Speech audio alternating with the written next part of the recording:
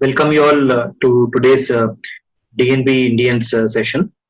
Today we have Dr. Ishat Kalra from IMH Amritsar who would be presenting a case. After the case presentation, we would have a discussion on the case. Over to you, Dr. Ishat.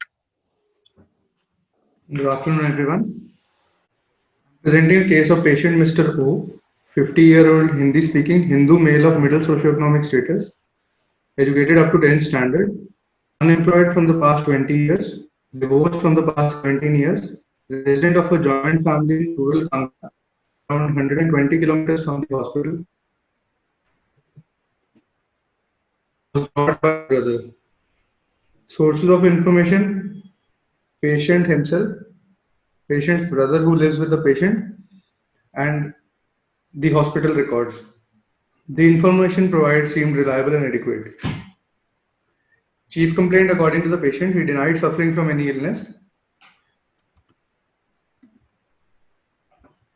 According to informant, suspiciousness towards family members and neighbors from the past 20 years, collecting of garbage and dirt from the past 8 years, and tobacco smoking from the past 1 year. Total duration of illness is 20 years. It is insidious in onset, fluctuating course, and with deteriorating progress. Precipitating factor present in the form of a verbal spat with the neighbors over a property dispute. History of presenting illness. Patient was maintaining well till around 20 years back. He was running a Karyana shop, had regular eating and sleeping pattern, and had normal interactions with the family members. According to informant, 20 years ago, family members had a spat with the neighbors who falsely accused the patient and the family members of trespassing,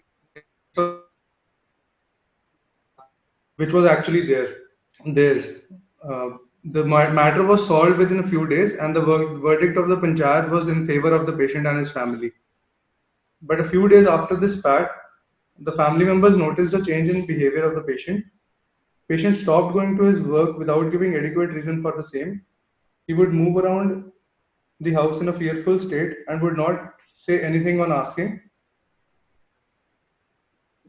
Family members also noticed that patient could be seen muttering to self throughout the day. These mutters were inaudible and were associated with self-smiling behavior and gesturing in the air, and it was felt as if patient is talking to someone else. Family members would repeatedly ask the patient regarding the reason for this behavior, but he would never give any satisfactory answer for the same. During that time, his sleep decreased to around 2 to 3 hours at night as opposed to previous self of 7 to 8 hours. Thus, owing to his worsening condition, he was taken to a private psychiatrist in Pathankot, and treatment was started on the OPD basis. As per the informant, patient's sleep improved within 2 to 3 days, but within a few days of onset of the treatment, patient stopped the medications and started suspecting the family members that they are trying to poison him and are involved in a conspiracy against him. He would accuse that his family members have joined hands with the neighbors with whom they had a fight, and they all want to kill him. He would not accept food from the family members and would consume it after eating them first, after they would eat first. Despite repeated assurances from the family members that his accusations are false, patient would be convinced that they are after his life. He would stay alone in his room and would not let anyone enter.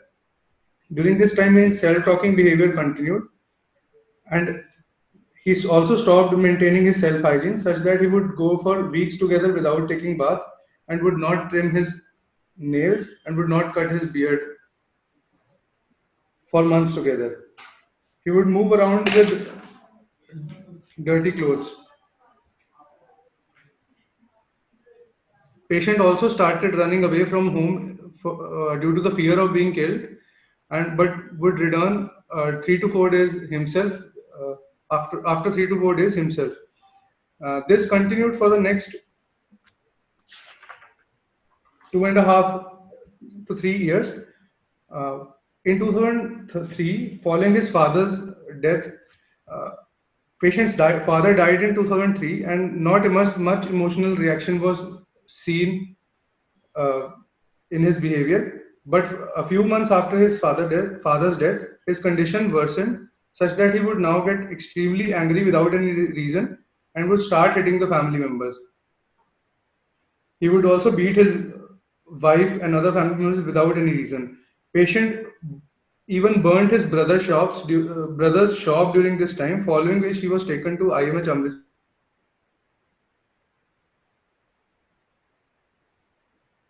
months, following which he was discharged in 2004. His muttering self hygiene, his muttering behavior stopped, his self hygiene improved, and his sleep also improved. But his suspiciousness never went away, although he was not problematic now to the family members. From 2004 to 2012, patient remained on irregular treatment, and although he was suspicious regarding the intentions of the family members and the neighbors, but he was manageable at home. He would maintain hygiene and take bath on coaxing repeatedly. Family members noticed a worsening of behavior again in 2012, such that he started picking domestic waste and garbage from the streets. He would keep the waste and garbage in a jute sack and would not let anyone throw it away. He would pick up and eat rotten food, leftover food from the streets. He would also go for months without taking bath now. And he would wander throughout the day around the streets around in the village and would return home in the evening, sometimes in a disabled state. The suspiciousness towards family members and neighbors during this time was progressive, although self-talking behavior and smiling was not noticed. Family members would take him to a psychiatrist, but he would not accept medication, and thus he was left to his fate because the family members reported that they were fed up. Again, during 2013 to 19, the similar behavior continued. And in 2019, family members noticed that patient had now started smoking BDs. He would collect the leftover BDs and cigarettes in the streets initially. Gradually, he started buying his own BDs and started smoking 1 to 2 BDs per day. But in the next 6 months, his smoking increased to smoking around 1 bundle per day. He would get extremely angry if he was not allowed to smoke. And to avoid his anger, family members would themselves give the money to him to buy the BDs. 8 months ago, patient started abusing the neighbors again due to the old reason of his suspiciousness and was brutally beaten by them. And then patient was then admitted to IMH for 15 days and then discharged. Again, improvement in sleep and hygiene was noticed, but suspiciousness and tobacco smoking persisted. For the next 5 months, he was taking treatment regularly and was manageable at home. And then suddenly he stopped medications that he is now okay.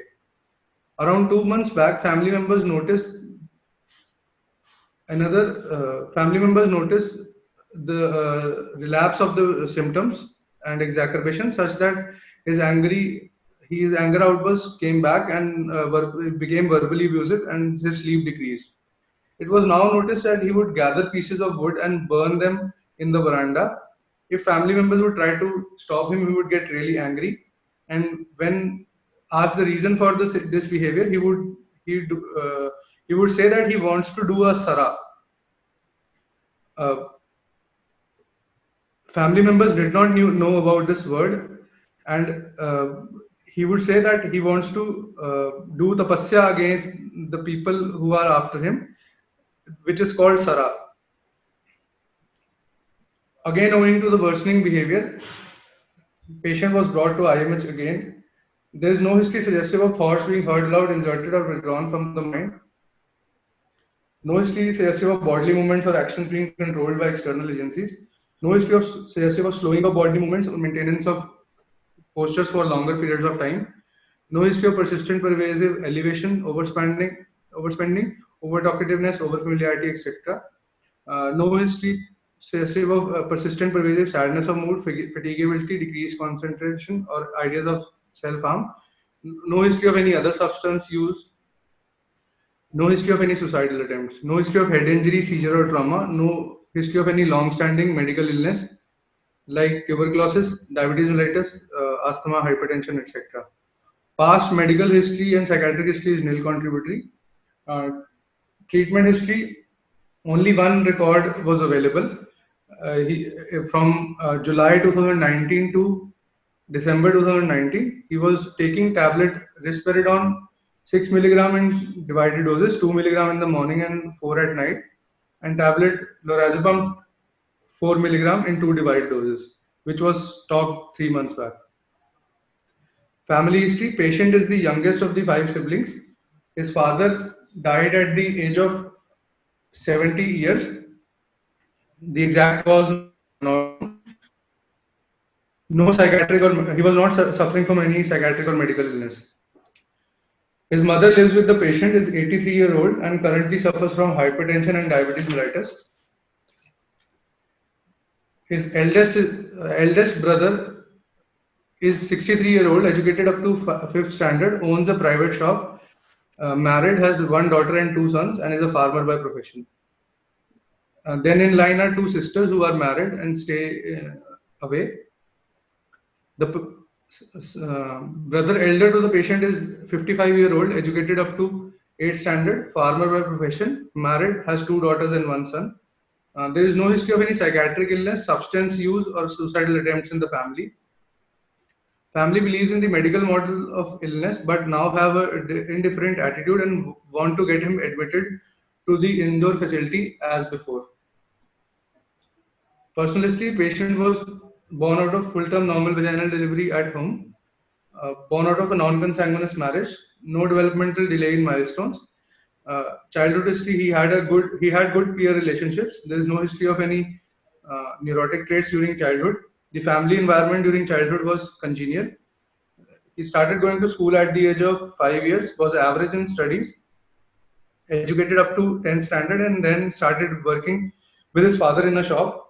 At the age of 22, he set up his own Karyana shop and would work there until the age of 30 years, after which his illness started. Marital history: patient was married at the age of 26 years, became father of a girl child at the age of 28 years.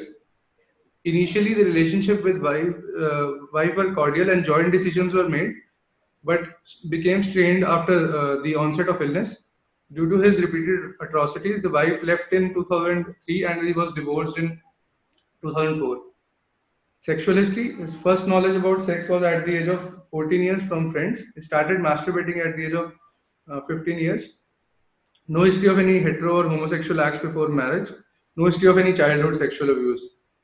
Forensic history: no ongoing legal case as reported. Patient currently lives in a joint family in a Pakka house with 9 family members, 7 rooms, 8 washrooms, a kitchen, and a balcony. General physical examination: alert and conscious, average built, adequately nourished patient. Blood pressure 130 by 80 millimeter of mercury in the right arm in sitting position. Pulse was 76 beats per minute, regular. Respiratory rate 18 per minute. Weight 65 kgs. Height 5 feet 8 inches and BMI 21. No pallor icterus cyanosis clubbing lymphadenopathy. No detectable thyroid abnormality. No stained teeth or fingernails. No injury or scar marks on the body. Review of systems: CVS examination, S1, S2 heard, no added sounds. Respiratory system examination, bilaterally symmetrical vesicular breathing, no added sounds. GI, soft and non-tender abdomen, and no organomegaly, no injury, scar marks. Normal bowel sounds. CNS examination, motor system examination, bulk and tone were normal and bilaterally symmetrical. Power was grade 5 by 5 in all the 4 limbs. No sensory signs. Cranial nerves, pupils were reactive and bilaterally symmetrical. No abnormality detected in other cranial nerves. Reflexes, superficial, plantars were flexor. Deep tendon reflexes, the upper limb, biceps and triceps were normal and bilaterally symmetrical. Supinator again was bilaterally symmetrical and normal. Lower limbs, knee and ankle were normal and bilaterally symmetrical. No cerebellar signs, no abnormality of gait, no signs of meningeal irritation. Mental status examination: unkempt and untidy, bearded male, wearing soiled, foul-smelling clothes, walked with normal gait and sat on the offered chair. He had long, dirty nails. was averagely built and adequately nourished, looked appropriate to the stated age, eye-to-eye contact was initiated and maintained, rapport could be established, attitude towards examiner was cooperative, and psychomotor activity was average. Speech, patient was audible clearly with normal rate and volume, goal directed, relevant and coherent with normal reaction time. Speech was episodic. Mood, it was asked पिछले कुछ दिनों में आपका मन कैसे रहता है, patient reported ठीक रहता है. अफेक्ट, सब्जेक्टिवली अभी मन कैसा है, अभी भी ठीक है. Objective, patient had a blunted affect with constricted range, unreactive to external stimuli, poorly communicable, incongruent to the thought content, and inappropriate to the overall situation. In thought flow, no abnormality detected. Content and form, here's the verbatim question answers which were asked. आपको पता है ये कौन सी जगह है? ये अमृतसर का mental hospital है. यहाँ कैसे आना हुआ? ये pointing towards brother he said, ये जबरदस्ती लाए हैं. क्यों लाए हैं ये आपको? क्योंकि ये सब लोग मिले हुए हैं. कौन सब लोग? ये मेरे भाई, पड़ोसी, ये सब लोग मेरे पीछे पड़े हुए हैं. क्या आप विस्तार से कुछ बता सकते हैं? हाँ, ये लोग मुझे मारना चाहते हैं. मैं अकेला एक तरफ हूं और ये सब लोग मिले हुए हैं. ये यहाँ भी मुझे झूठ बोलकर लाए हैं. ये लड़ाई पहले शुरू हुई थी. मेरे पड़ोसियों ने झूठा नाम लगा दिया था पंचायत में, तब से मेरे पीछे पड़े हैं. अब मेरे घर वाले भी उनके साथ मिल गए हैं. ये सब लोग मुझे मारकर मेरी जमीन लेना चाहते हैं.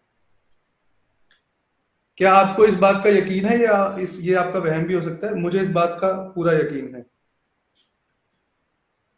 क्या कुछ ऐसा किया है इन्होंने जिससे आपको लगा हो कि आपको हानि पहुंचाना चाहते हैं?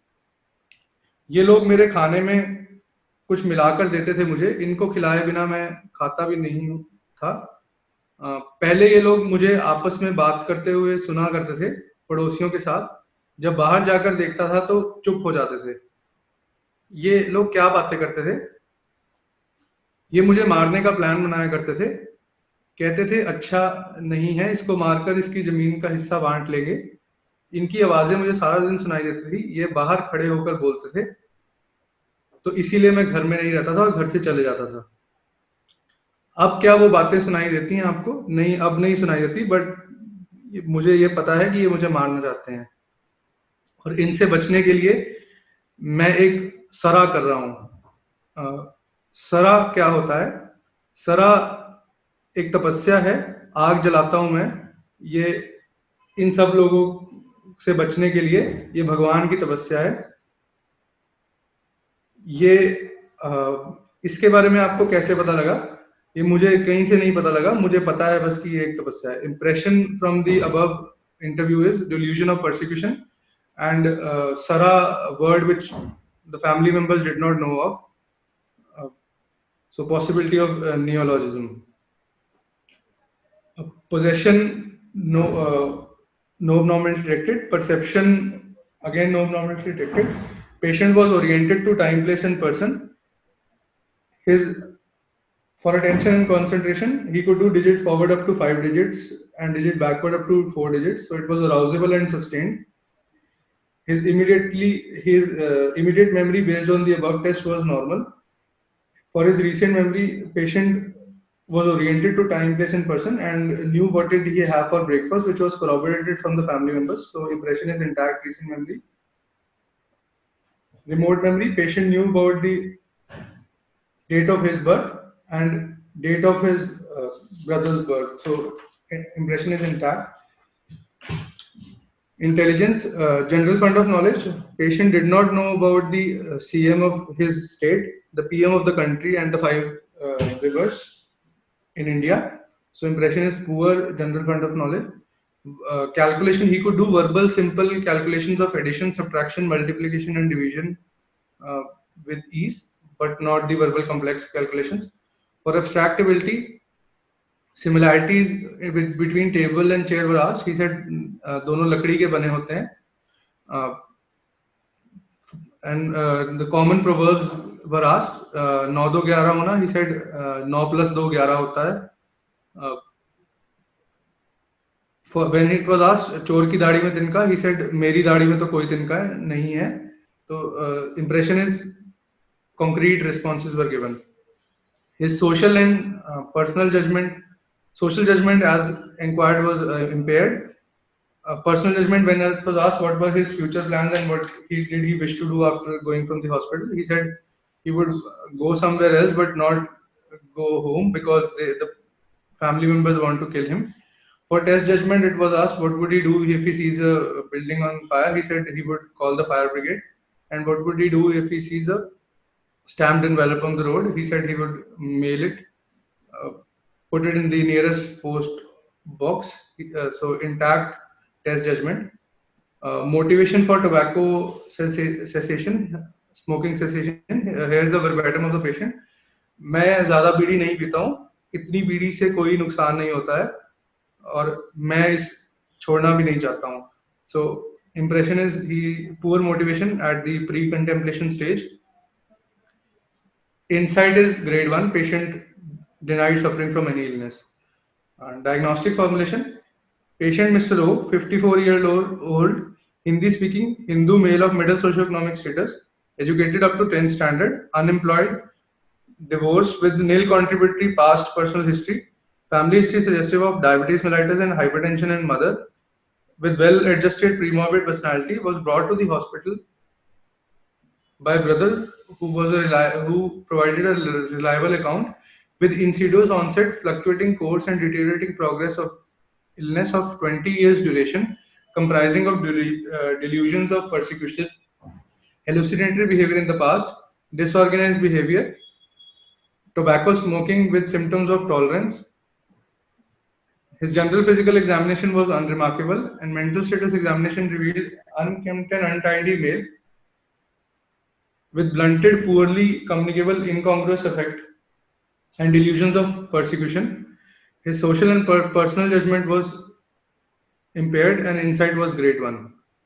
So my provisional diagnosis for the above mentioned patient is, according to ICD-10, is F20.30, undifferentiated schizophrenia with a continuous course, with a comorbidity of mental and F17.1, a mental and behavioral disorder due to use of tobacco, currently harmful use. The points in favor of my diagnosis are third person discussing type auditory hallucinations in the past, blunted incongruous affect, delusions of persecution and disorganized behavior, and regular tobacco smoking with symptoms of tolerance. There are no points against my diagnosis. Management plan, I would like to admit the patient on the grounds of unprovoked aggression and potential risk of harm to others and inability to take care of himself. No advance directives are available. The patient's capacity was assessed and he refused for admission.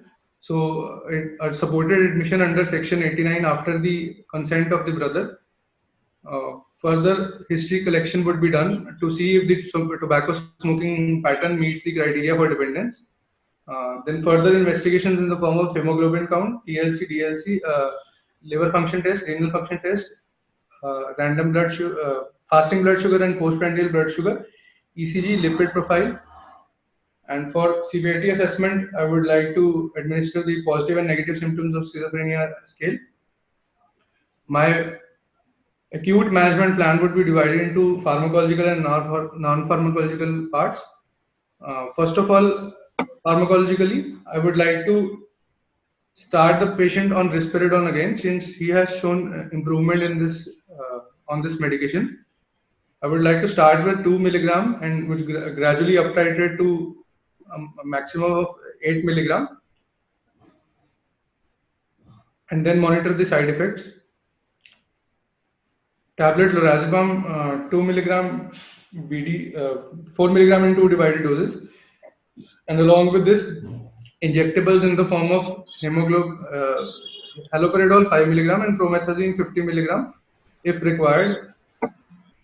My non-pharmacological management plan would be psychoeducation for the family members, regarding the illness, the course, the prognosis, the treatment options, and especially regarding the compliance, which has been poor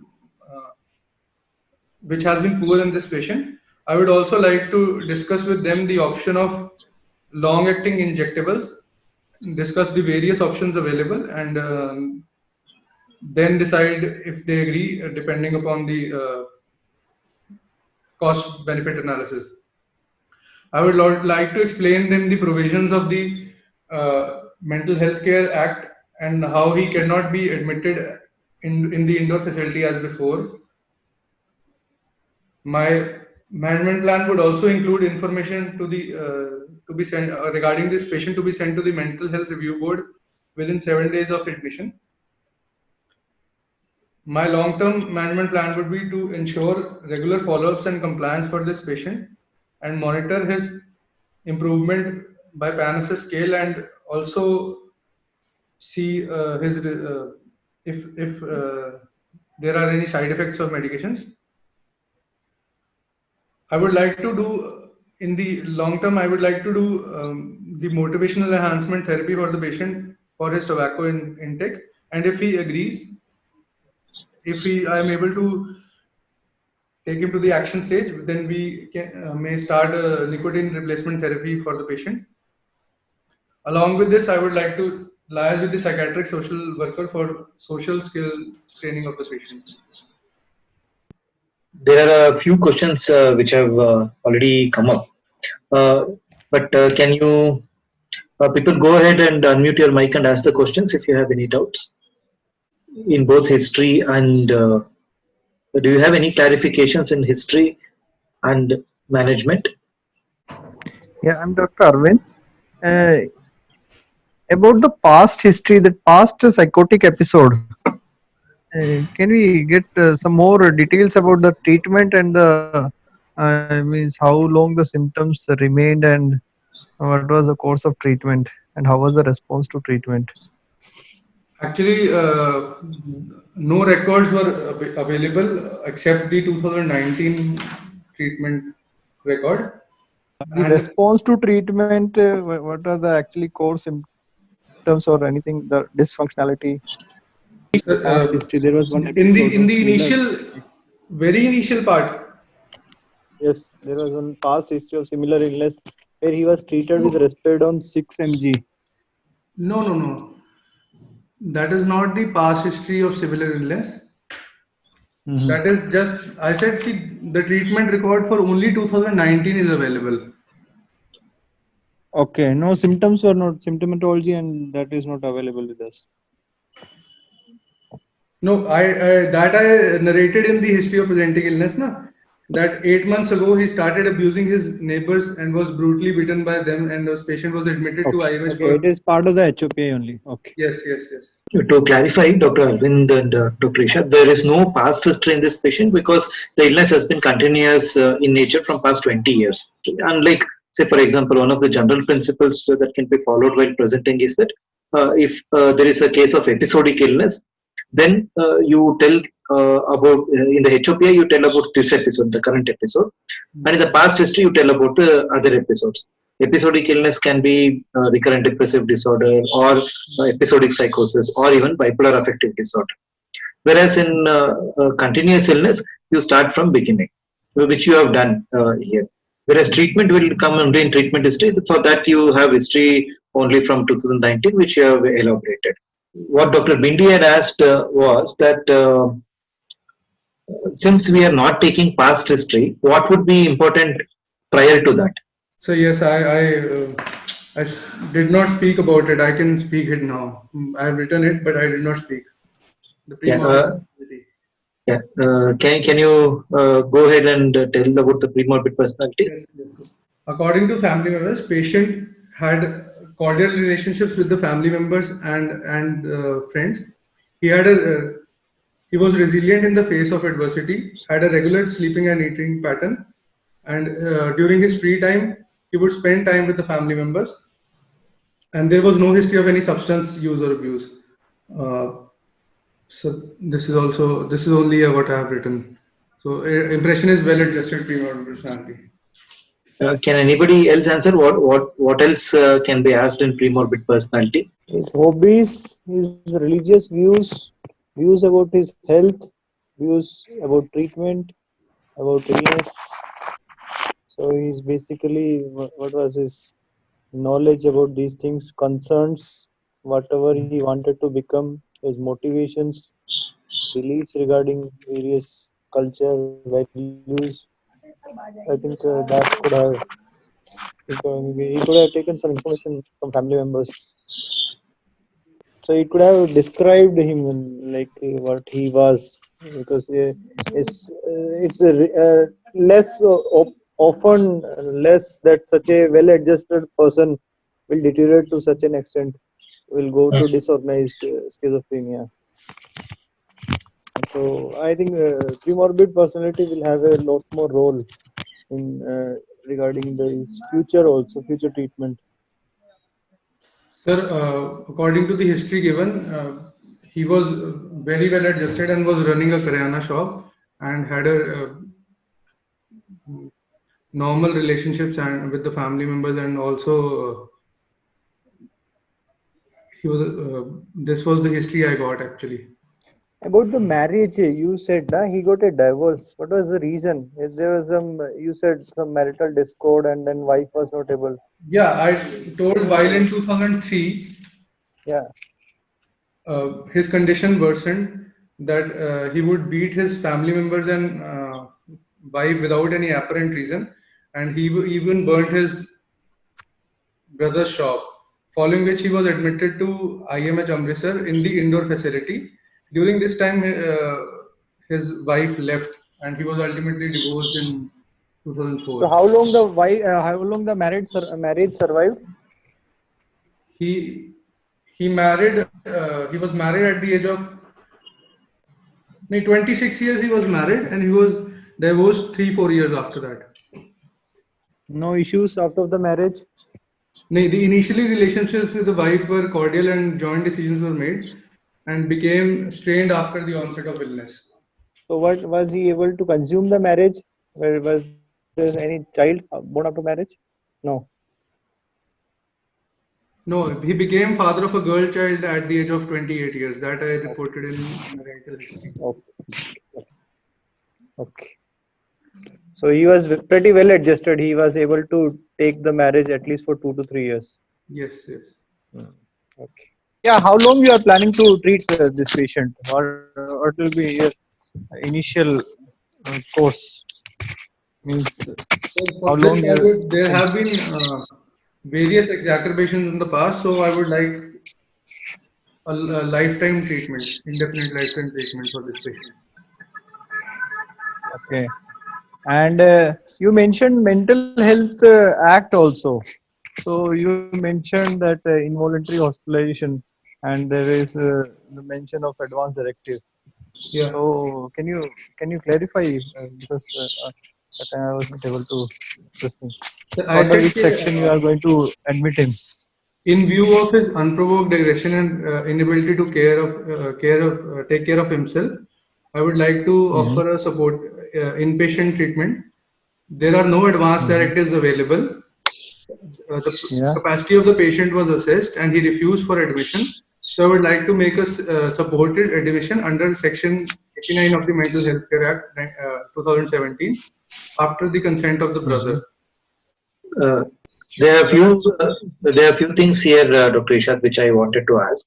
That you have said that capacity was assessed. After that, it would also be good if you tell whether the person had preserved capacity or not. You're only telling that the capacity was assessed and he refused for admission. Refusing for admission is not lack of capacity. The capacity was impaired. Okay. So capacity was assessed, and since it was impaired, then you are taking the. There was no nominated representative also in this case, so that is why you are taking the brother as nominated representative at this point of time. Dr. Bindi has asked the question. If you can go to the chat, you'll be able to see. Okay, sure. Delusion, description of delusion, neologism in speech sample. How can we comment on neologism without speech sample? Were affective symptoms also there in the past? Uh, there is aggression in between, so can we consider schizoaffective as differential? Sir, first, there were no predominantly, there was never a persistent pervasive elevation or sadness of mood, no affective symptoms. So, only because of aggression, I don't think we can consider a differential of neologism, consider a differential of schizoaffective.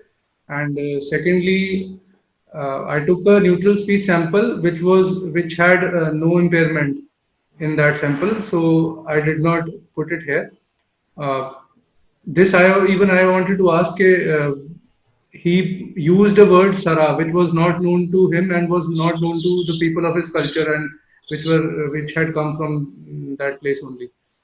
So that is why I have took it as a possibility for neurology. So, what do you people think? I'll give you the answer for that. But what do you people think that what Dr. Ishat has done, is it the right way, or is there any other way to handle this situation? That you have taken history, now you have done MSc. In the MSc, you have asked for neutral speech sample, and in the neutral speech sample, there were no abnormalities detected. So you go back to history, and from the history you infer whether this person has any difficulty in the MSc. You comment on that. So, what do you think about that? Sir, I did not comment from based on the history. Based on when I was asking him the questions, he said कि इनसे बचने के लिए मैंने शराब भी किया है. So then That's history only, no? in the MSc, sir. Yes. Will I come to that? Does anybody else have anything to say about this? Others says that psychopathology can't be taken for form of thought. Okay, let me ask a question. For how many days is MSc valid? When we're doing MSc, how many days of history are we looking at? How many days of observation are we looking at? 7 days. Hmm? 7 days. 7 days. Yeah, doctor, everybody is answering. It's 1 week. Okay. Now, what we do in the exam, you should be clear whether you are doing a PSC or MSc. There's something called as present status examination also. What we follow, what all of you follow is from Mayer Gross MSc performer, which is valid for a week. Now, when we take a neutral speech sample, we take it for a reason. We take it to the reason being that even in a neutral speech, even in a neutral situation, if a person comes up with delusions, or if a person comes up with formal thought disorder, then the severity of that illness is far more than if it is only psychopathology. So usually when we are asking people, even in MSc, whatever you ask and the person is telling that ये लोग ऐसे किए थे, ये लोग मेरे पीछे पड़े थे, this again becomes history. If the usual way to do it is that, okay, you give a neutral speech sample, everything comes up normal in that. So you comment on formal thought disorder using this neutral speech sample. You tell that, okay, there was no formal thought disorder. Then when you come to delusions and hallucination, or this matter delusions, although delusions could not be found in this neutral speech sample, in this past 1 week, this person has presented with this history, to which the person agrees, and also the family members corroborate to that. And hence, diagnosis of delusion can be made using the MSc. If we ask the person, and if he tells that I had all these things, we don't know whether it is in this past 1 week or it is prior to that. This person may as well have been having delusions in this past 1 week also, but that did not come up in the MSc. What happened in the MSc during speech sample was that I think Dr. Rima had a doubt as to where was the speech sample. It was a question answer session. You were asking questions and the person was telling you answers. It is not taken as that you have done assessment of delusion. it will be taken as that you have done an interview. So that is why you should be careful while or in the exam what you can put it as that you ask them instead of the verbatim interview between you and the patient. You can tell that we asked to elaborate on this, and you tell in verbatim what all he has told. That also would look better probably. Okay. Without the question straight away, the content. Yes, You can say. Okay. yes. It will at least look better. I know it is difficult in the exam because they will not answer. You will not have time. Then you will usually ask the leading questions, which is not supposed to be done in the clinical setting or in a therapeutic setting. But yes, we do ask. But how to get out of the situation in the exam? If you tell the question and answer session, then people will not consider it as you have elicited delusion. You have just it might be present. It is a history taking interview, not a MSc interview, and hence people will look down upon that. So to get over that, you can tell uh, uh, uh, about delusions. The patient was asked to elaborate on that, and these are all the things which the person has said. Okay. Dr. Adarsh has asked, should we assess and talk about test judgment, though both personal and social judgment is impaired? Uh, Dr. Adarsh, yes, we have to take all the three, personal, social, and test. Because many a times we have also noticed that although personal and social judgment are impaired, test judgment might be preserved. As in this case. Yeah. And other thing, what you should also remember is that I don't know, many examiners also don't ask this, but it is not what the person said is more important. What is more important when we ask what would you do, what they do is not as important as why they do it in judgment. Say for example, you asked about the letter problem. There is an envelope, there is a stamped sealed envelope on the road. You find it and it has been addressed to somebody. What would you do with that? He has said he'll put it in the nearest post box. Although this is an act, why he would do that would comprise of judgment. Okay. I am telling this answer because in one of my patients had said that this is in early 2010, 2011, when anthrax was like now Corona has come up. At that time, anthrax and terrorism through anthrax, this was going on. So the patient said that there might be anthrax bacilli in that cover, and whoever it has to reach to them, not me. So with this answer, what would you tell the test judgment was? That's impaired. Yeah, it is impaired. Now, when we ask what would you do, he told he'll put it into the post box. A good answer for all of us. So we'll tell okay, test judgment is preserved. But then we notice that, when we ask why, he'll tell this kind of an answer. Then we'll notice that it is impaired. So it should all the judgments should also follow with question as to why they are doing that. That's a better way of assessing judgment. Okay, but you need not in the exam. You need not say the patient said that he would put it in the post box. When asked why, he said this. Instead, you can just tell that okay, the person would put it in the post box because of this reason, and then comment on the judgment. Okay. Sir, I have a question. Yes, Dr. Isha. Sir, there are some people who say that only the cross-sectional judgment, whether he is sitting quietly and cooperating with you during the interview, qualifies for intact social judgment. But there are other people who say that it has to be inquired more from the history and MSc in total. So, what do you think would be the better one? That is right. You think the better one would be cross-sectional? No. The inquiry from the history as well as cross-section. What do others feel? What you should notice, as I told you in the past also, is that whether you are doing a PSc or MSc. If it's a present status examination, then yes, you take cross-sectional. There is no history in that. You observe what is happening currently and present a present status examination. If you are doing an MSc, then you go ahead and then you collect history, and 1 week, this past 1 week, the behavioral observation of that person will also contribute to the social judgment. Now, there were some questions, Dr. Ishat, regarding the delusion, the description of delusion. Can you tell us again on the description of the delusion? Can you tell how did you come to a conclusion that it was a delusion, and explain about the delusion, not how you found out, but explain about delusion. In the history, sir, he would state that family members are trying to poison him and are involved in a conspiracy against him. Mm-hmm.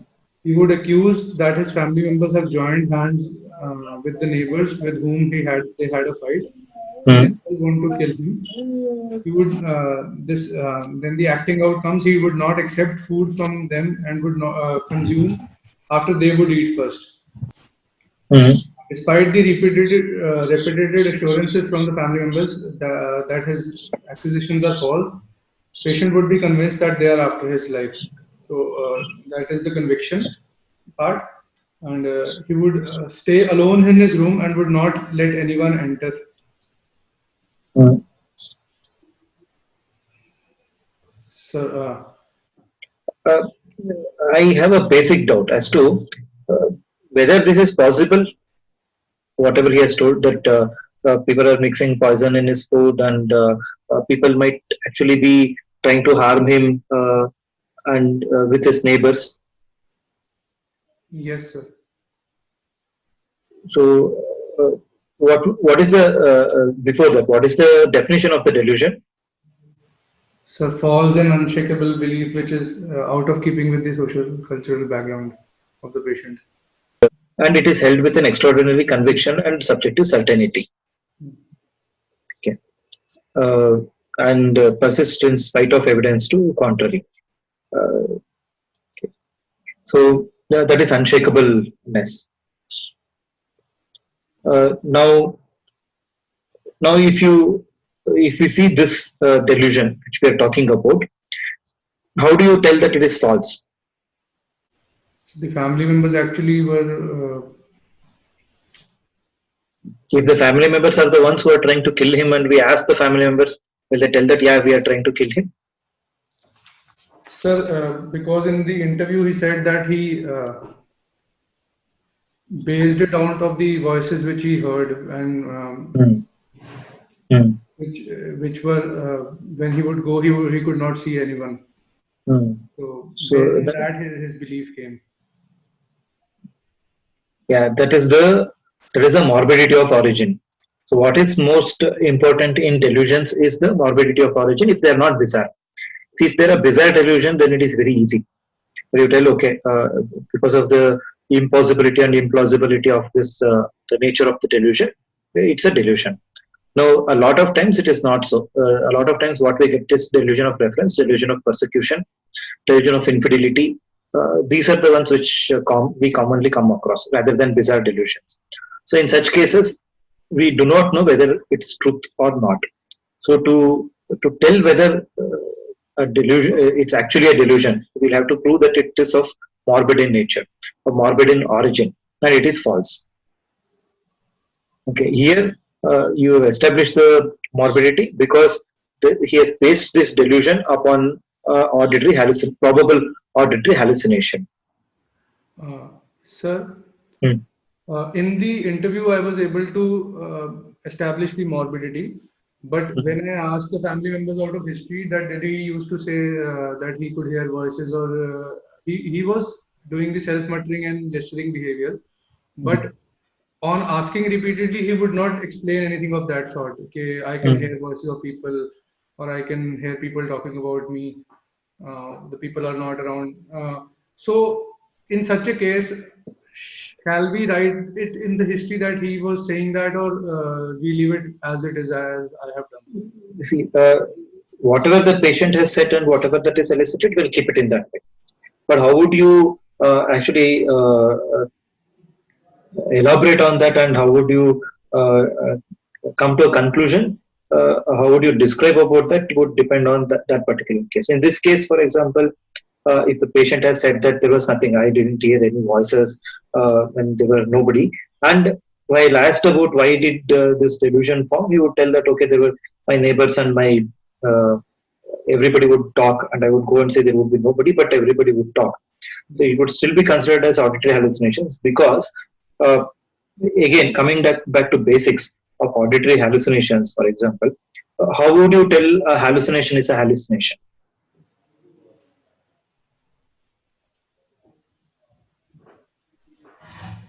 So which it occurs at the same time as the real perception, and it is mostly without the stimulus, except in few cases. What is that except in few cases? Functional and reflex hallucinations. Okay. So, can you tell me the definition of hallucination? Uh, a false perception, which is neither a sensory distortion and occurs not a sensory distortion, occurs at the same time as the real perception. Hmm. Who gave this? Who gave this definition? Esquirol. Esquirol's definition is only a perception without an object. Uh,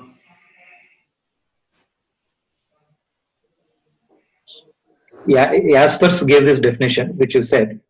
But also remember that there is something called as Slade's criteria. There are three criteria.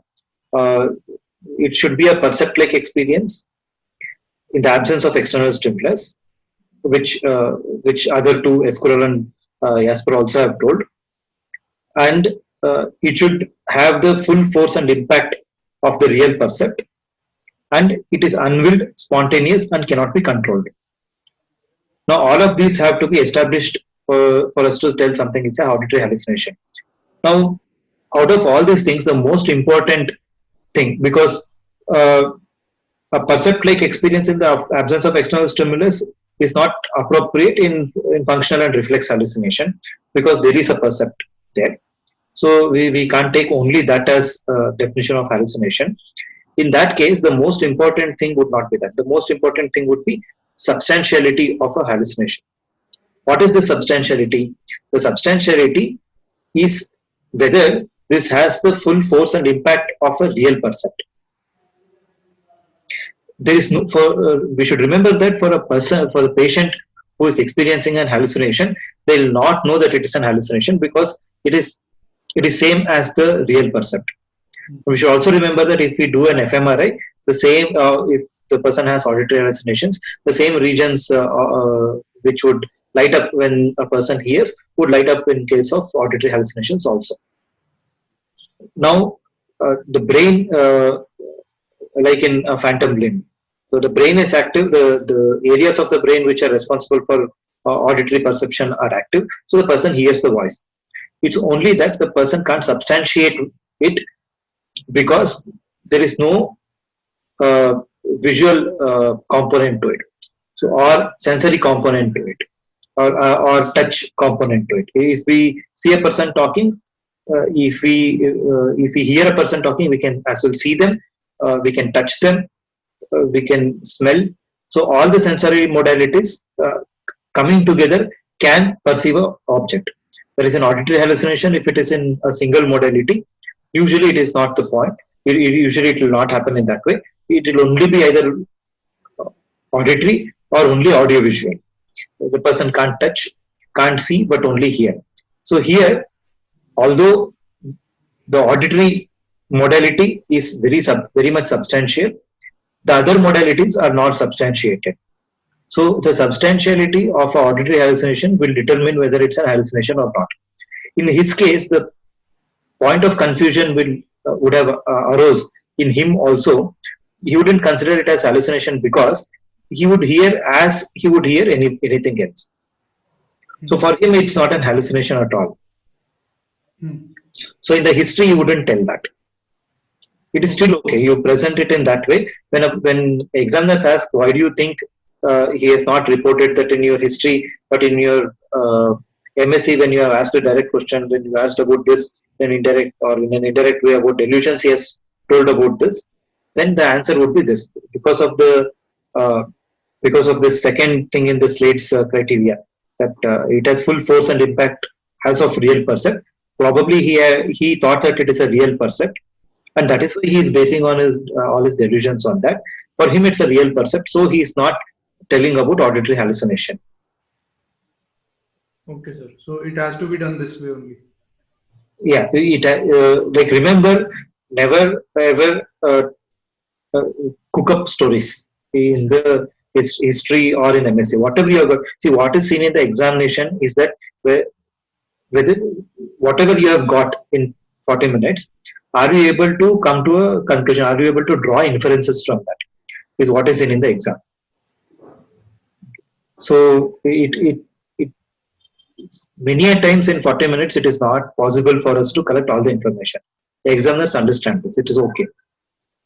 Whatever information you should not leave out major things. That's it. For example, you had left out personality.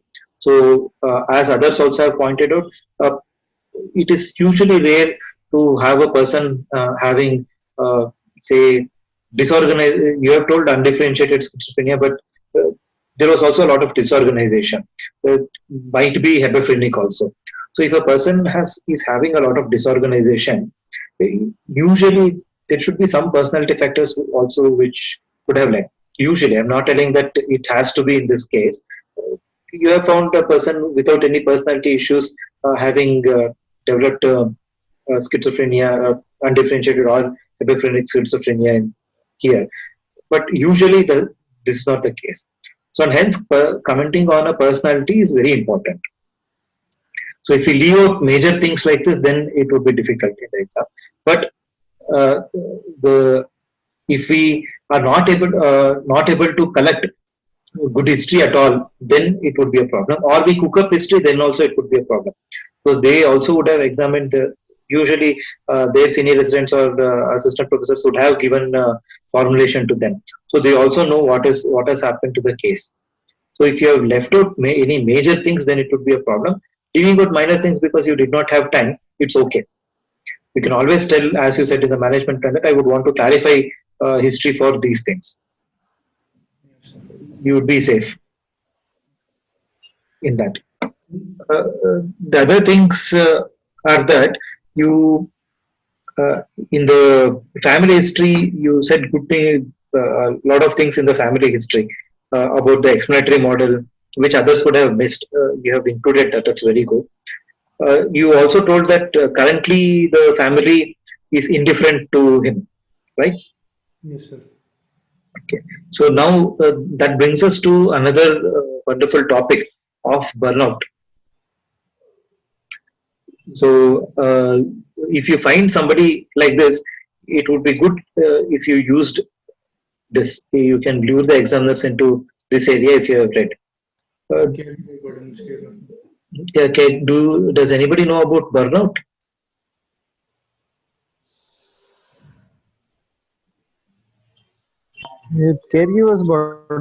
Caregiver burden of illness. Dr. Elvis, we were not able to hear you properly. Is it the Caregiver care? burden. Yeah, caregivers burnout. Yeah, I think it's an important topic. I think we could have discussed the resources available, especially who can be taking care of the person who is more closer, what it holds, how much they are able to take the treatment model forward, their their understanding of the illness and the treatment also. I Okay, think caregiver burden of illness. I think it's more pretend in dementia and all. It's a lot of work is done. I think schizophrenia uh, uh, is still an important topic. It could have been elaborated. yeah, here it would be difficult because you will have only 40 minutes to take the history. But always when you have got this history already, that they want him to. You said leave him indoors, but I don't know. I couldn't understand that. Indoor facility according to MHA 1987, without the where people were patients were kept for long in the indoors. Uh, Long in the indoors, matlab indoors the in the, Indian facility, this captivation sort of a thing, sir. Hmm. Okay, this is another thing what you should remember. I do keep telling this to our students also here. Demands that don't use the terms which are used commonly only at your center or some of the centers nearby. Uh, the same thing what you are telling is called as closed words in demands. So what people here would tell that is the person asked for a closed word facility. Other people would not know what a closed word facility is. In our case, we wouldn't know what an indoor facility is. Okay.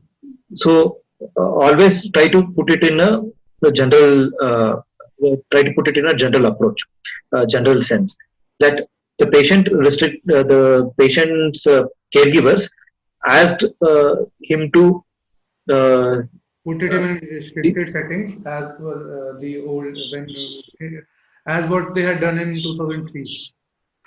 no, we have to tell where they wanted a prolonged hospitalization and hospital to take care of him indefinitely.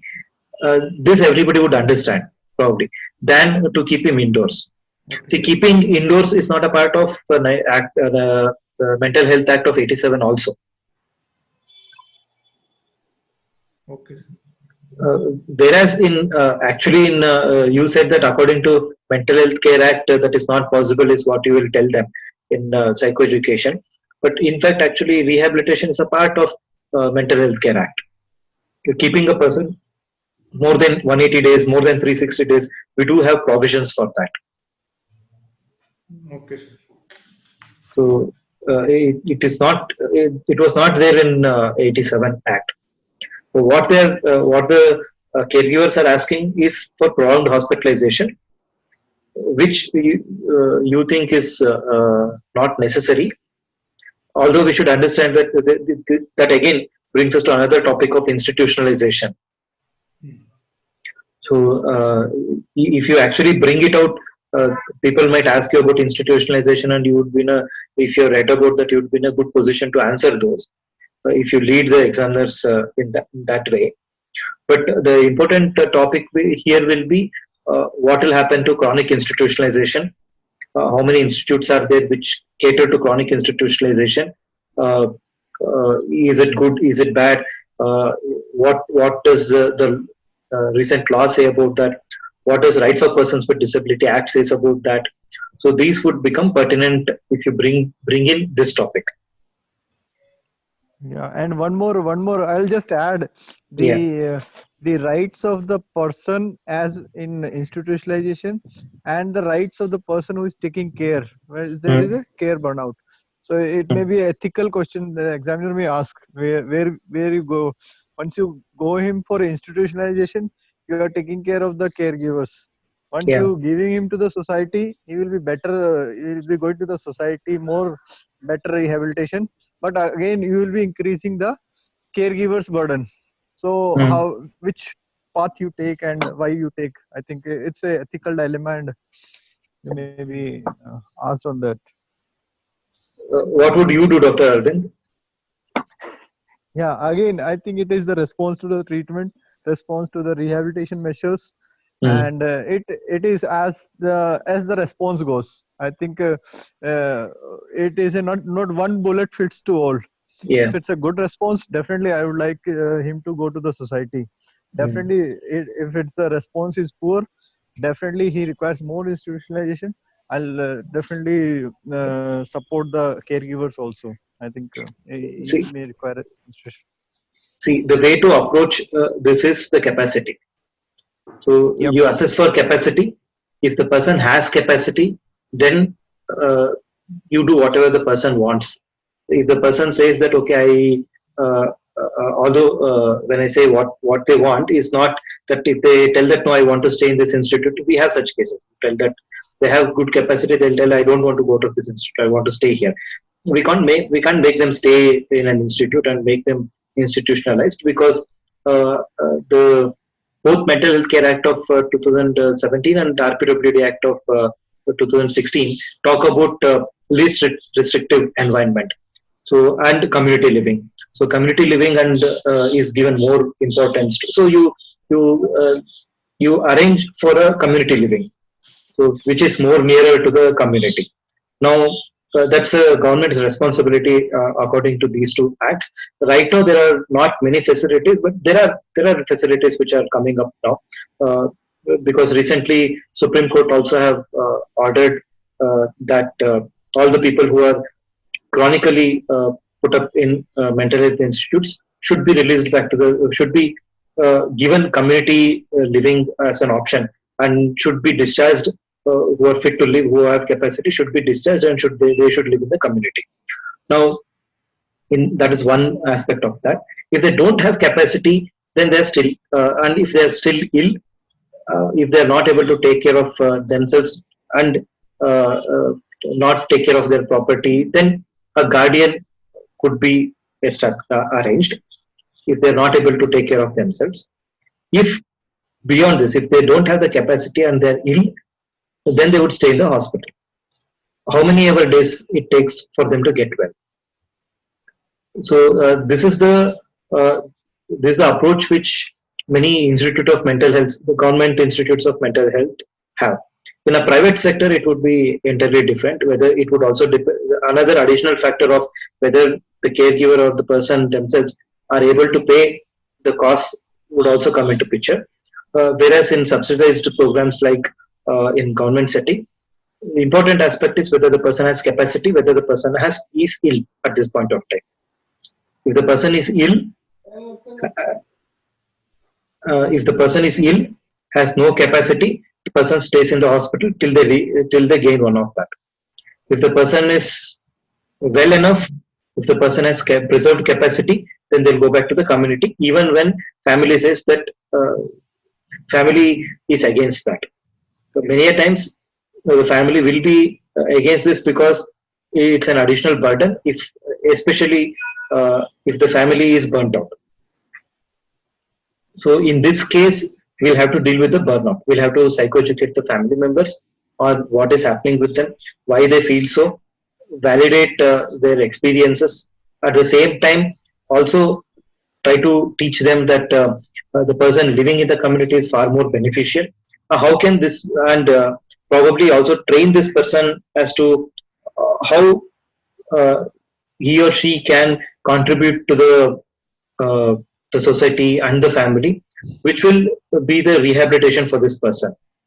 So whether the person is able to live to their fullest extent, to their fullest and contribute according to what they can do, is rehabilitation. So you concentrate on the person's rehabilitation, then probably burnout comes down and the person's people will be able to take care of their wards.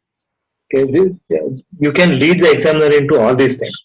These are some of the things which examiners may start asking. So that's another thing. And in the family history, Dr. Ishat, you should also mention who is the head of the family, nominal head of the family, financial head of the family, who makes decisions. You said that there is father, there is elder brother, father died, there is mother who stays with him, there are two elder brothers, what they work, they have children. It was all good. What got missed was who's the financial head of the family, who makes the decisions, and who's the nominal head of the family.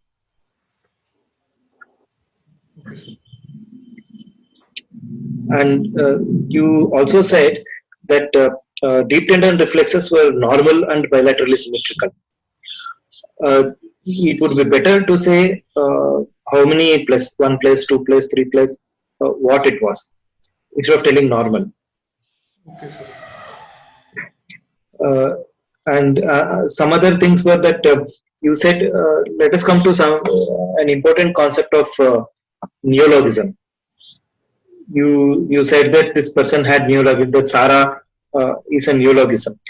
Can you tell us what neologism means?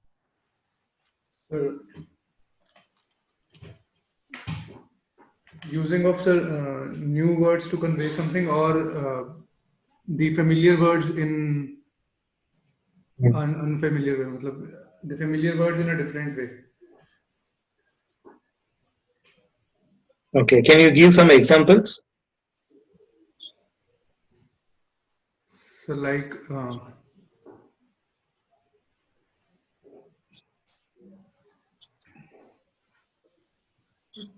for a car, a person says that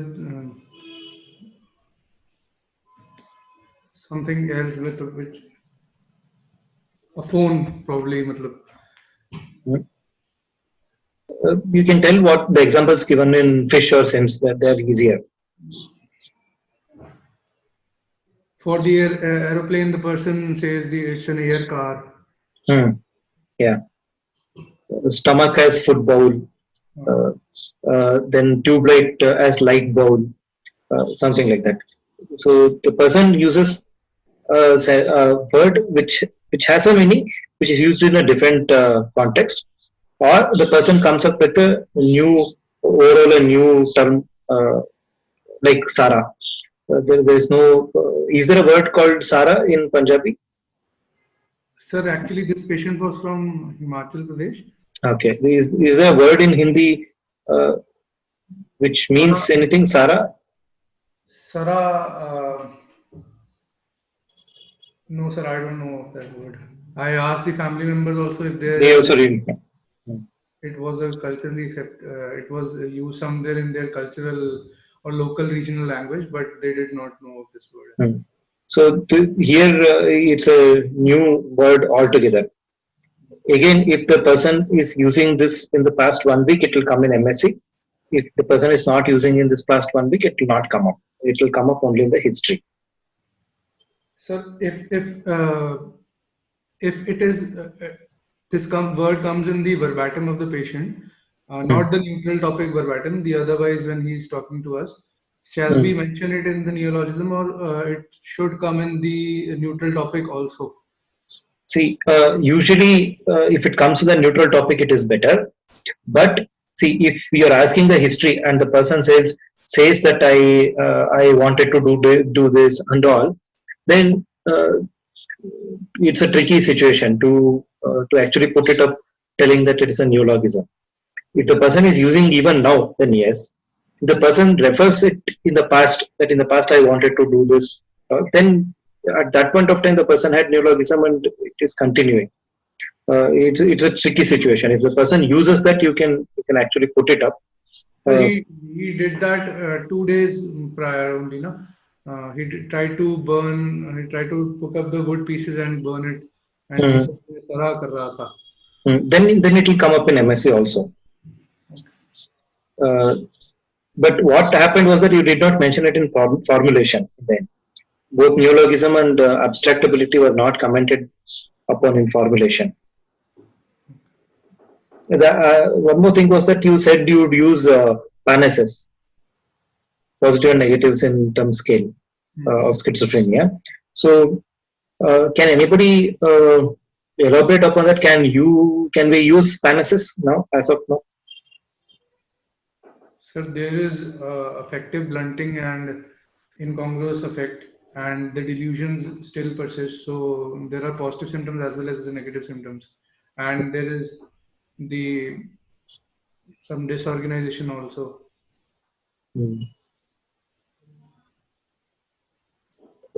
Whenever we should be careful that whenever we are telling about any scale, we should also know whether it is cooperated or not. It is not free of cost now. Yes, it was earlier free.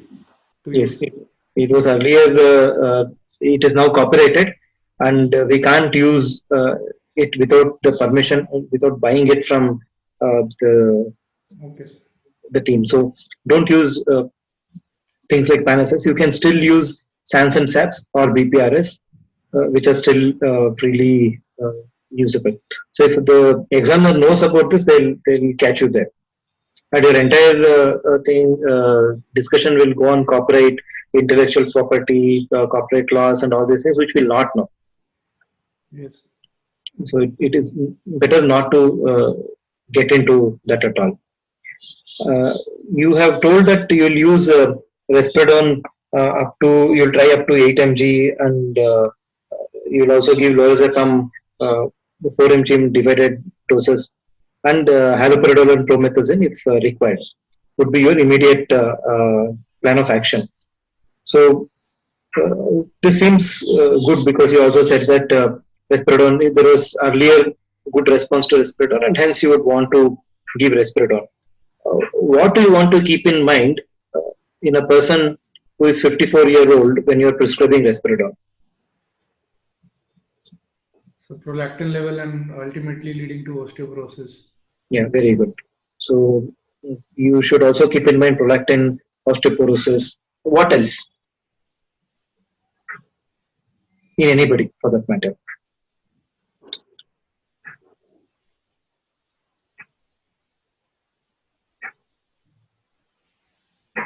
Postural hypotension.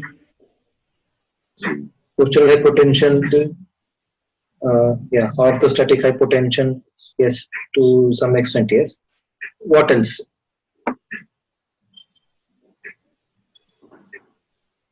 To make it simple, what are the side effects of risperidone? Extrapyramidal side effects. Yes. Then what else?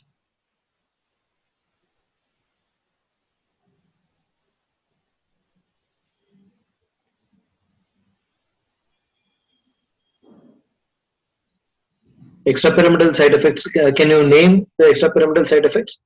It's a conglomeration of different symptoms. Can you name them? Yes, sir. Dystonia, drug-induced Parkinsonism, Mm.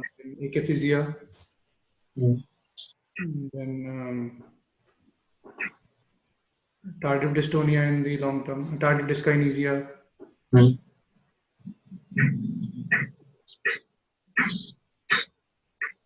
Then there's one more.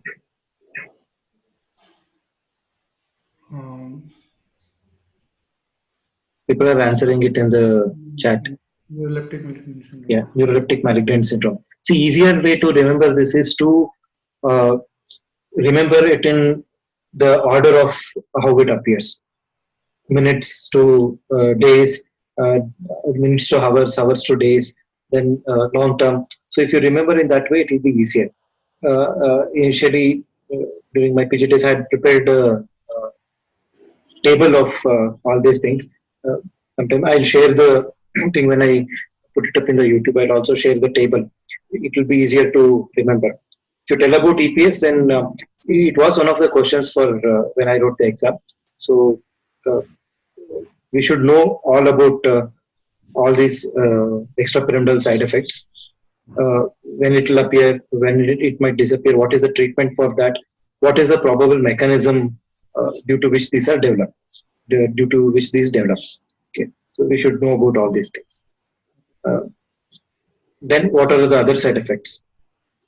Some people have told QTC prolongation,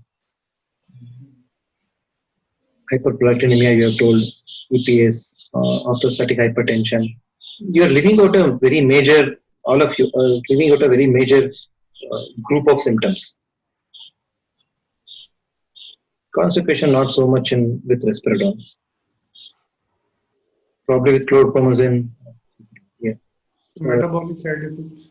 Yeah, the syndrome X or metabolic syndrome. Yeah, it's one of the major areas of risperidone side effects or the side effects with the second generation antipsychotics. What do you know about metabolic syndrome, Dr. Vishal? Sir, I can speak the various symptoms of metabolic syndrome. What is metabolic syndrome first? It's a triad of what?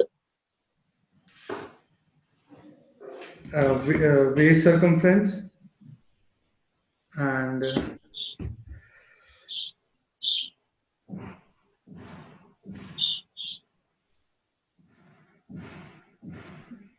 impaired glucose tolerance or and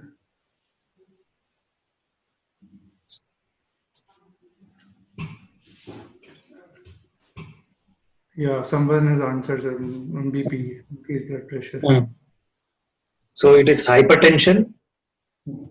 Hypertension, increased BMI, and You can say glucose resistance. They say Yeah, impaired glucose tolerance, hypertension, and hypercholesterolemia.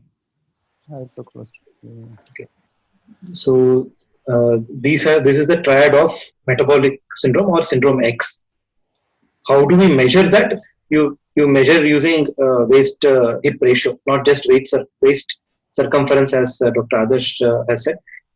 As Manju has said that this waist to hip ratio is what is measured, and it is not also just BMI, not just FBS. It is impaired glucose tolerance. So either FBS, PPBS, RBS, whichever you can take. Uh, Hypertension, hypercholesterolemia, and impaired glucose tolerance will constitute metabolic syndrome.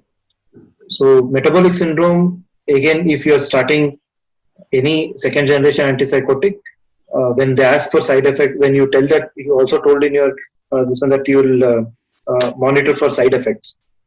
It will also be a good practice to tell what these side effects are and how frequently you want to monitor.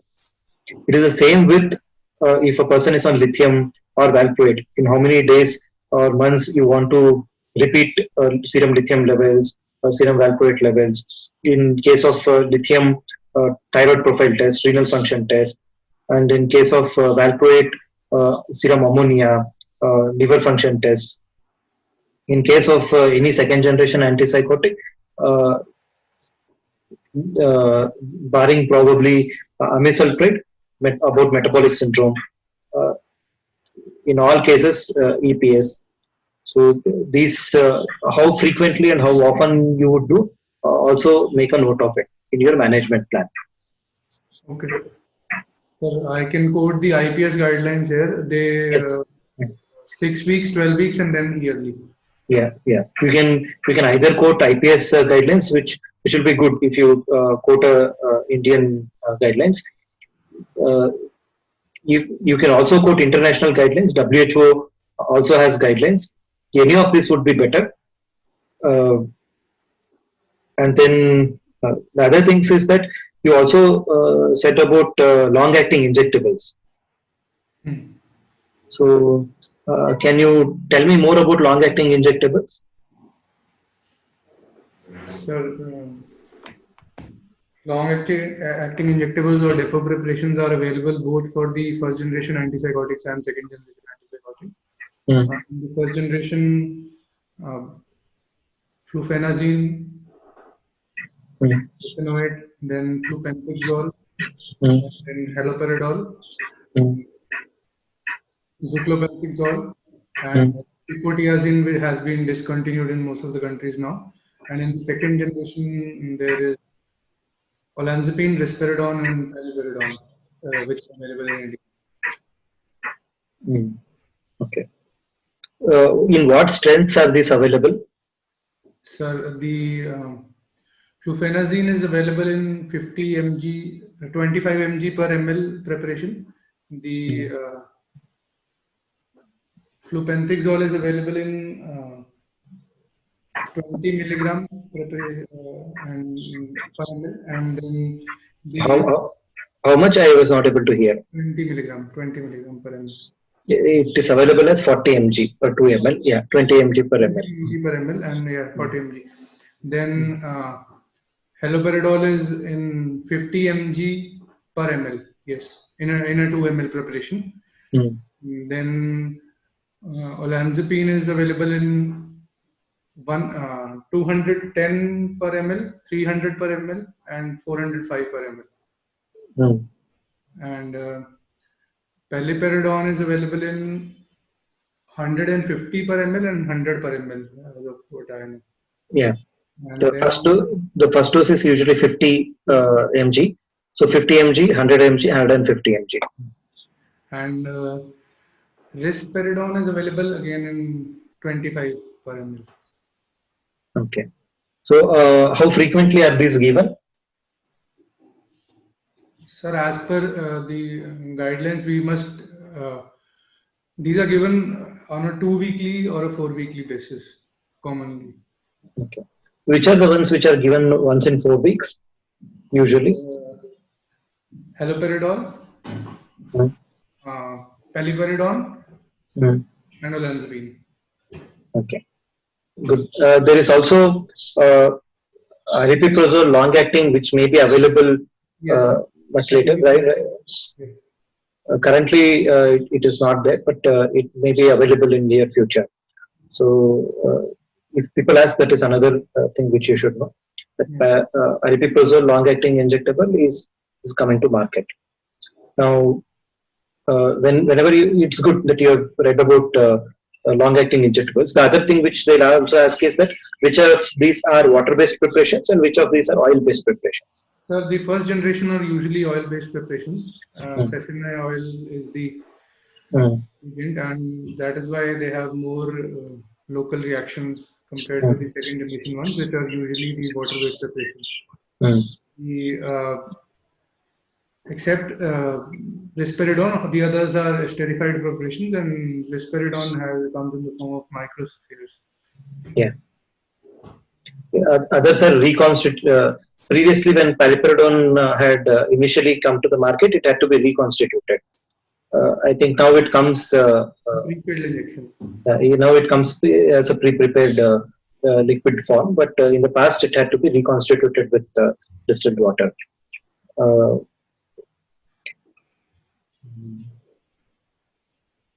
You also, in the end, told about social skills training for this person. Can you tell me more about that? So social skills training is a comprehensive method for improving the social skills in a person which have more negative symptoms and blunted effect. For this, various techniques may be followed, like first we can rehearse the desirable social behavior with the patient, then model, act as a model. By ways of modeling, we can tell them the social desirable behavior, and then of course during the rehearsal we can correct them, and also contingency and positive reinforcement for the desirable behavior, which may be continued, so that it generalizes in the when the patient is in the community and general population. Hmm. Okay. So, what are the evidence-based techniques used in rehabilitation? Sir, cognitive remediation has an evidence, Hmm. social skills training, and vocational skills training. Hmm. What else?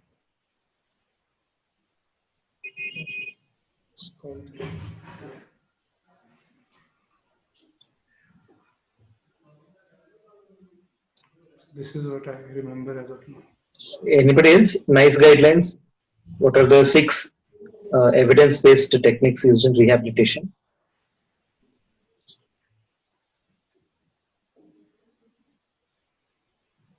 That doesn't tell anything about social skills training, although it mentions about skills training, supported housing, supported education for employment. Out of that, a model called IPS model uh, is more has more evidence base. So supported housing, supported education bar supported employment, skills training, then cognitive remediation. I've also forgotten the other 2. I'll let you know. I remember that. So there are 6 evidence-based techniques for uh, rehabilitation. So when you talk about social skills training, then if you talk about that, then people might ask about this also. What else?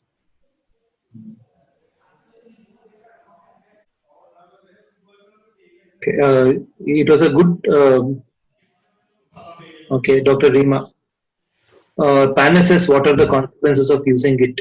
See, in the past, PAN-SS was not was freely available, so we could use it.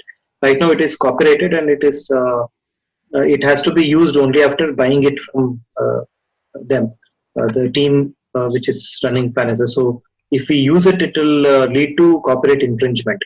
and we might be pulled up on in the court of law for that. So if anybody comes to know that we are using PAN-SS without permission, then we'll have to pay a lot of fine on copyright infringement.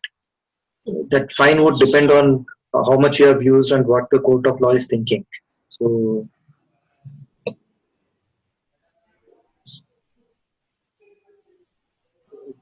that is the problem in using PAN-SS correctly. Uh, I have a question. If this patient had been suffering from diabetes mellitus and hypertension as well, or one of them, and he's a 50-year-old patient, so if we choose the first generation, then we have the more risk of tardive dyskinesia and the acute dystonia and everything. And Yeah. if we choose the second generation, then this will come up for sure. The metabolic syndrome will come up for sure. So what is shall we go for the speak about the newer antipsychotics like amisulpride and lurasidone, or we should go with the trusted one, especially in this chronic patient? The way to look at it is whether there's also another thing, pharmacoeconomics, as to whether this person will be able to afford it or not. The newer ones, the third generation antipsychotic like aripiprazole, has got better evidence in metabolic profile.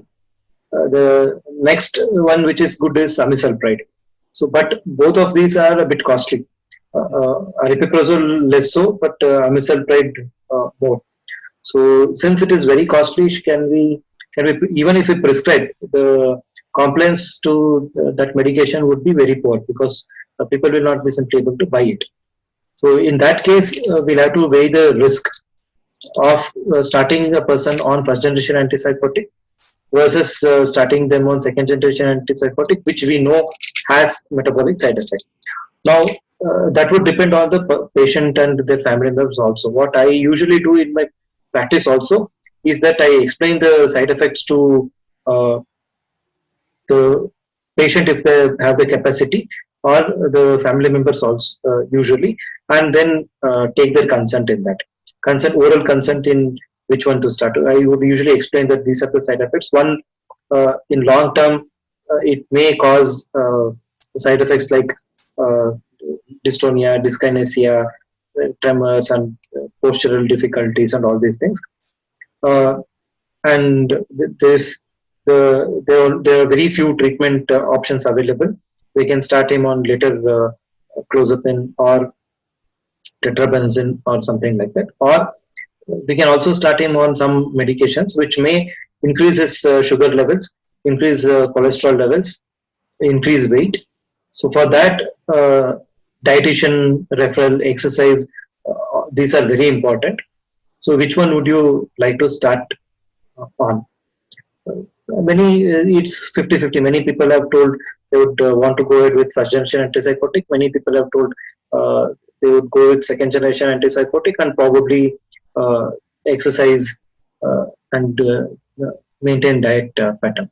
So any of this can be done in consultation with the person who would be taking and their family members. Sir, in question, if it is asked and if we are in a dilemma in such a case, so we should pharmacological treatment we should answer like this only. First, we will discuss the matter. Yes. This is what I have also even in my exam I have told. In fact, the patient which I had taken had diabetes in my exam. So it was schizophrenia with type 2 diabetes mellitus and hypertension. And I had told that I would start him on risperidone. After this, I told that the discussion on antipsychotics was done with the patient, and the patient chose to take risperidone. So he's been being started on risperidone, which is still okay. Even in general practice, it will happen that many people would like to take this, and especially in NIMHANS where some medications are available for free of cost, like risperidone, and only one first generation antipsychotic, chlorpromazine, is available for free, and hence people flupentixol or trifluperazine are not available so often in the market. Haloperidol has more EPS they would have tried. So in such cases, many people do tell that, okay, we give us risperidone, it's okay, we'll manage the other things. And many people also come from rural background. And what is also observed is that even with clozapine, metabolic syndrome in rural population is far lesser than in urban population. You can I think this is published in Acta Psychiatrica. By Dr. Jagdisha et al. From their cohort of Tirthalli cohort. So they had found that even with clozapine, weight gain and other metabolic syndromes were less. Probably the hypothesis is that they don't eat carbohydrate-rich food, junk food. They would eat vegetables if they're hungry. This is one of the proposed reasons for that. So keeping this in mind, we can still go ahead with second generation antipsychotics, having got the at least oral consent of the patient. Dr. Adarsh Narayan has Yeah, before that, Dr. Ojasvi has asked what should be the ideal ballpark length of a case presentation, history with formulation and management included. What is ballpark? maximum length. Length. See, usually we about 20 minutes of case presentation is termed as good.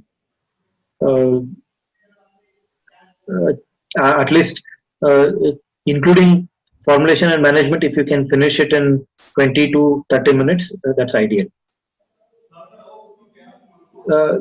In the exam, in DNB exam, we also have to give the question answer paper to them that carries I think 50 marks. So while writing, how much ever you write, you'll have very less time, so you can't write much. But while presenting, about 20 to 30 minutes is ideal. Here it was about 30-35 minutes of presentation. That is still okay. I was given 15 minutes time till diagnosis, and it was at the time. Yeah, till diagnosis, we are telling about management also. Till management, if it is 20 minutes, then till diagnosis, it would be about 15 minutes. I had taken about 20 minutes to present with management and rehabilitation plan and everything. Then Dr. Adarsh has asked, in management plan, can we talk about disability assessment, ideas, benefits, and it would be good if you talk about that, and if you know about that, talk about it. If you don't know, keep quiet. If they ask, then you'll have to answer. But if you don't know, don't talk about it. When I gave exam, I had done 1 year NPGRship in rehabilitation, so I had talked about rehabilitation, and I had taken the examiner in that direction, spoke about rehabilitation, assessment using ideas, benefits, and everything. But if you know, talk about it. Sir, some people say that DNB has extra different marks for every heading and something like that, and so differential diagnosis is required. Someone asked also this, that should we speak about the DD if we are confident of a single diagnosis? See, I don't know about this contention that it has separate marks for each DD or each this. I don't know about that, but I would say if there is a definite diagnosis, confident diagnosis, then there is no point in giving differentials. If there are doubts, then go for differential diagnosis. Don't put differential diagnosis just for the sake of putting it. If it's a clear-cut case, then go ahead with only that. And sir, also sometimes we are not able to fulfill the ICD-10 criteria in 40 minutes. Yeah. Then you go ahead with differential diagnosis. For that, suppose we are not able to do that, and we know it's schizophrenia, but provisionally we are not able to fulfill it. So Go for differentials.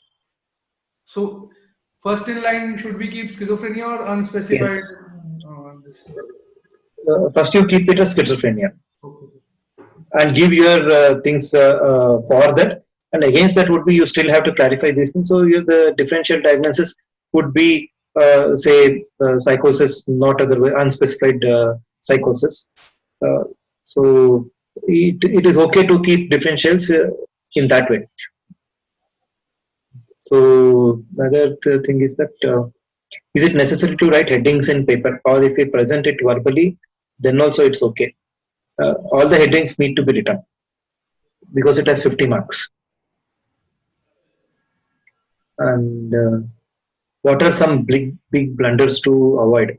See, some of the blunder which I remember people committing are that one, hooking up the case.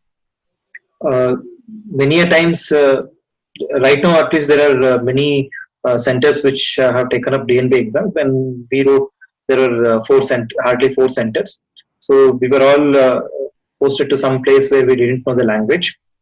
Although we were given interpreters, the interpreters will not have probably done the good job of translating. And since it will be bedside, examiners will also ask some questions to the patient in front of you and clarify whether you have asked those questions. So stick to what you have come to know. They'll know that you don't know the language and it was difficult, it's okay. But stick to what you have collected. If you think that, okay, it looks like schizophrenia, it looks like they're telling about auditory hallucinations, so let me write that person, it was in objective space and all these things in MSc. Even in the history, I'll tell about auditory hallucinations. And if the person has pseudo hallucinations and the examiner asks, then you are in a soup. So one of the students had done this when we had given the exam and were failed. That is one thing. Don't cook up the history. What is important is that you have collected some history. With that, you have come to a conclusion. How do you make sense of the history that you have collected? And do you know what needs to be collected more to come to a good diagnosis, at least a provisional diagnosis, and if not a confident diagnosis? So this is what is looked at. So always remember, you have collected something. You will not be able to collect all the history. It is okay, but you should know what history needs to be collected more. Put it in management. So that's how you can avoid this blunder. The other blunder what we commonly do is that we panic. That we didn't know the language, we haven't collected all the details. It's only 40 minutes, and in 40 minutes we are not able to do anything much. So we panic. So when we panic, when we are anxious and it is communicable, so many examiners will try to. There are examiners who will try to ease you, but there are also examiners who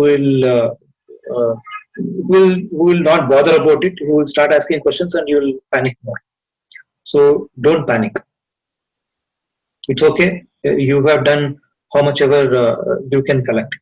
So if you follow this, that you collect how much ever you have got, try to make sense out of it and put everything what you wanted to ask and you couldn't get into management, you will be okay. So this is another blunder which people do. The other blunders which people do is that miss out on major thing. Either miss out on the usual mistake what people do is miss out on medical history. If the person has hypertension, diabetes, see, mind you, people will not keep cases which are which do not have comorbidities. Usually, people will not keep only schizophrenia. Either it will be treatment-resistant schizophrenia or something attached to that, like substance use, like this person has, or long-standing history like this. People will usually not keep just ATPD or just schizophrenia without anything else. Whenever you have only that, always suspect that there is something else. Ask about that. So substance history usually we take because substance history also comes in psychiatry, so we usually tend to ask that. But medical history is commonly missed. Hypothyroidism, hypertension, and diabetes mellitus are very common in persons with psychiatric illnesses. Also because they share common genes. I mean to say they are in the same uh, uh, chromosome, located on the same chromosome. So and hence they're very commonly they co-occur. So because of this reason, we should also always find out whether this person has a medical history. So leaving out on medical history or leaving out on one of the major aspects, like the other commonest mistake which we do, we leave out is personality, uh, and we usually in MSc we tend to see everything. And usually in MSc, they'll also not ask you to present everything. They'll tell, okay, you present only the positive things. So it's okay. Usually we don't miss something in MSc. What we usually miss is medical history and personality assessment. And the other thing what we usually miss is that usually we do a mistake is that if a person has developed illness unlike this at 17 years of age or 15 years of age was the first time it has happened. The person went to class 11th and had delusion of reference or ideas of reference started. Then you don't take personality history because there is no premorbid personality, because the personality has not been formed at that age. What you take is temperamental history. So in such a case, if you take a personality and then you tell about personality, not keeping in mind about temperament, the blunder which people do. Okay, so these are some of the common blunders.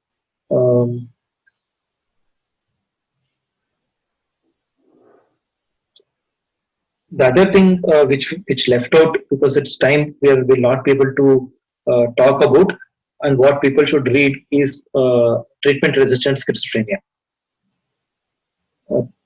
Probably the next case somebody can take only treatment resistant schizophrenia and we can discuss only on that, because that itself is a good discussion on the criteria, what is responsible for that, what is the pharmacogenomics of that, and how to treat it, and a lot of things on treatment resistance is very important. Sometime or else we can if it would be good if it is case based discussion, or sometimes we can also take all treatment resistances together: treatment resistant schizophrenia, treatment resistant depression, treatment resistant bipolar affective disorder, treatment resistant OCD. So that would be we probably will have to do that. Then CNS examination, is it a must to elaborate in all cases? So you have to do CNS examination. In many centers, at least in Chennai center where I gave the exam, all the necessary items to do CNS examination were kept on the table, including ophthalmoscope and everything. So they were also seeing whether we go there, take from the table and utilize that. I did not go to the table because I had my own ophthalmoscope and I had my own CNS kit. So these things are observed. One. Second thing is that we have to do CNS examination. You have to comment on it. Many a times, examiners would have observed you doing, so they'll leave it at that. Also, because in many cases, in many centers, neurological case as a short case would be present, and you would anyways have to do CNS examination on that.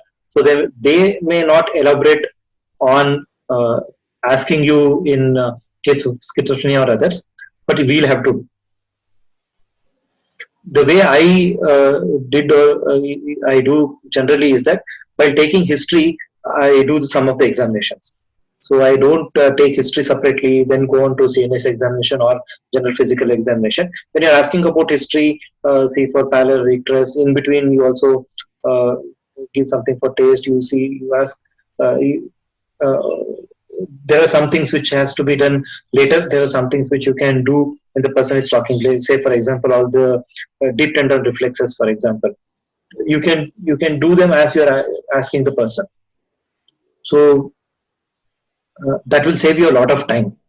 You'll be able to finish it in 40 minutes. So CNS examination to do is a must. When you do it, you can save time by smart utilization of that.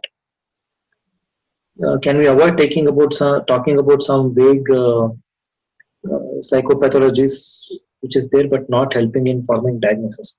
This is a tricky thing that if you don't talk about this and if the examiner knows about this, then you will fall into trouble.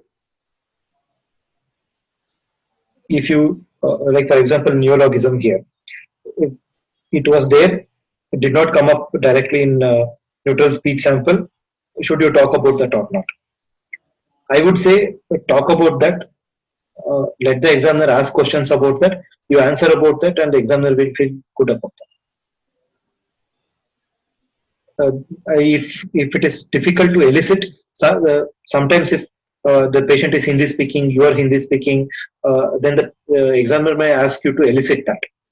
You can elicit and it will leave a good impression. If not, they may ask you theoretical questions on that. Say, for example, if it's a delusion, how are delusions formed? What are the vectors of delusion? What is the resolution of delusion? Uh, these are theoretical questions. If you read well about this, you will be able to answer. Auditory hallucinations, what is the substantiality of that? How are they formed? What is the definition of that? All definitions, if you know and if you have read Sims, Fish, any of this, there is, I think, Niemann's notes which is circulated everywhere. So this notes has a lot of question and answers on these things. So if you know answers for all these things, do comment on psychopathologies, even if they're vague. They'll ask you theoretical questions which you will be able to answer, and then time is up. Then they'll not go into more details on Mental Health Care Act or some of the other things. So with this itself, you will be able to get away. Or what happened in my case was that they'll ask the question, you start answering, you are very confident, they'll tell it's okay, leave it. We'll go to management. So making a good impression will help you. Sir, since most of the places review boards have yet not been formed, so I mentioned that we will inform the MHRB within 7 days. So Yeah. Should we speak or not speak, and then they'll say, okay, do you know in this city there is a review board or not? Or something? What forensic psychiatrists here say, Dr. BMS especially here says, is that you inform. It is not there. It is not your headache. You will try to inform. Even if it goes to the court of law, they'll ask you, did you inform? You tell, see, I tried to inform. I had everything in this one, but there is no review board. Then there is the state mental health authority and state government as to why this is not formed yet. But as a doctor, your duty is to follow Mental Health Care Act. Your duty is to do capacity assessment, see whether there is an advance directive, if not, see whether there is a nominated representative. If not, you ask one of the family members to be a nominated representative, then offer IP care under either high support needs or whatever section it will come into, and then inform it to Mental Health Review Board. It is your duty, so you do that. If the examiner asks that where it is formed, it is not there in your this one, you tell it is not available as of now. But I will keep everything in practice.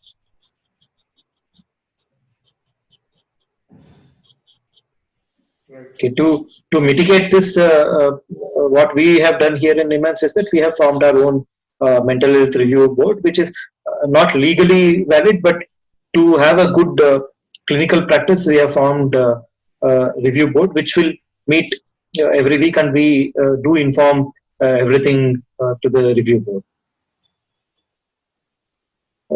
But recently, at least in Karnataka, as of today, High Court has given an order to form a mental health review board as soon as possible to the state government.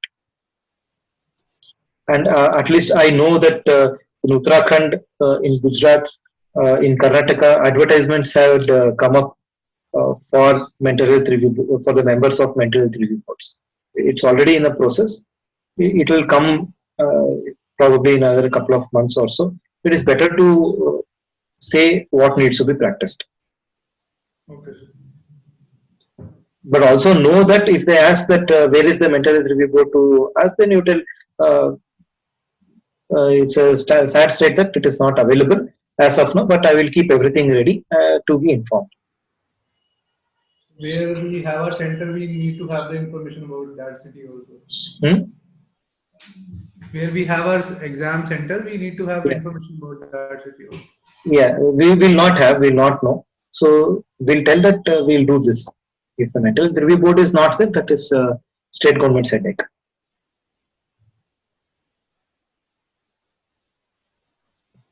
So, I think we have overshot the time by at least 1 hour and above. So we'll probably end the session here. But when are the practical exams? No, dates have not been notified yet. Okay. Till the dates get notified, you people can take as many cases as possible. Try to take exam cases. Probably we right now we are having only on second Saturdays. During the exams, we'll also probably do it more often. So that all of you can present at least 1 or 2 cases, and then we'll be able to discuss this a lot. See, in this way, we were not able to discuss basics, some of the basics like vectors of delusion, delusional formation, and resolution of delusion, which are very important, which are asked in auditory hallucinations also, treatment resistant schizophrenia, for example. A lot of things which we could not ask. In the exam also, not everything will be asked because they'll also have limited number of time. There will be 5 to 7 people in a day. They'll have to finish for everybody. But it is better to be prepared, to be confident. So we'll take these things up. So you be prepared, you start taking cases, you be prepared. So whenever the exam notifications come, we'll probably expedite this. We'll have sessions more frequently than what is happening. Okay. Thank you for participating, all of you. And before we end the session, I'd like to place on record that we place our sincere thanks to Linux Laboratories for their support through educational grant by which we are running this program. Thank you, one and all. Meet you probably next week with Psychiatric Rehabilitation Services Indians program. Thank you all. Bye. Thank you, sir.